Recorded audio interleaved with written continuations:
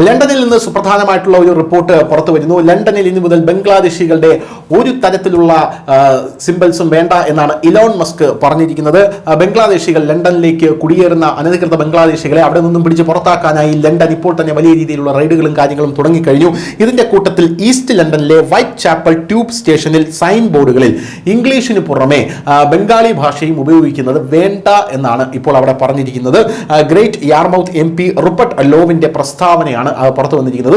ഈ പ്രസ്താവനയെ പിന്തുണച്ചുകൊണ്ട് രംഗത്തെത്തിയത് ഇലോൺ മസ്ക് ആണ്. ഇലോൺ മസ്ക് പറഞ്ഞിരിക്കുന്നത് ഇത്തരത്തിൽ ലണ്ടൻ എന്ന് പറയുന്നത് വെള്ളക്കാരുടെയാണ്, അവിടെ മറ്റ് ഭാഷകൾ വേണ്ട എന്നാണ്, ഇംഗ്ലീഷ് മാത്രം മതി എന്നാണ് ഇലോൺ മസ്ക് പറഞ്ഞിരിക്കുന്നത്.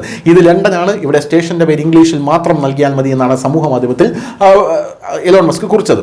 പ്രദേശത്തിന്റെ വികസനത്തിൽ ബംഗ്ലാദേശുകാരുടെ ശ്രമങ്ങളെ മാനിച്ച് 2022 വൈറ്റ് ചാപ്പൽ സ്റ്റേഷനിൽ ബംഗാളിലും പേര് നൽകിയത്. ഈ പേരാണ് ഇപ്പോൾ അവിടെ നിന്നും എടുത്തു മാറ്റാനായി ഇലോൺ മസ്ക് അടക്കമുള്ളവർ പറഞ്ഞിരിക്കുന്നത്.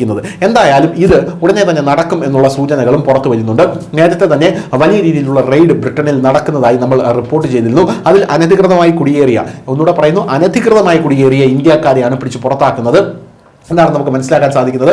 ബംഗ്ലാദേശികൾ ലണ്ടനിലേക്ക് വരുന്ന വഴി എന്ന് പറയുന്നത് ലിബിയ വഴിയാണ്. ലിബിയ വഴി ഗെയിം എന്ന് പറയുന്ന പ്രധാനപ്പെട്ട ഒരു പ്രോസസ്സ് വഴിയാണ് ബംഗ്ലാദേശിലേക്ക്, സെൻട്രൽ മെഡിറ്ററേനിയൻ സീ വഴി ലിബിയയിലൂടെ വന്ന് അവിടെ നിന്നും യൂറോപ്പിലേക്ക് കടക്കാൻ വളരെ എളുപ്പമാണ് ഇവർക്ക്. അങ്ങനെയാണ് ഇവർ നേരെ ബംഗ്ലാദേശിലേക്ക് എത്തുന്നത്, ഇംഗ്ലണ്ടിലേക്ക് എത്തുന്നത്.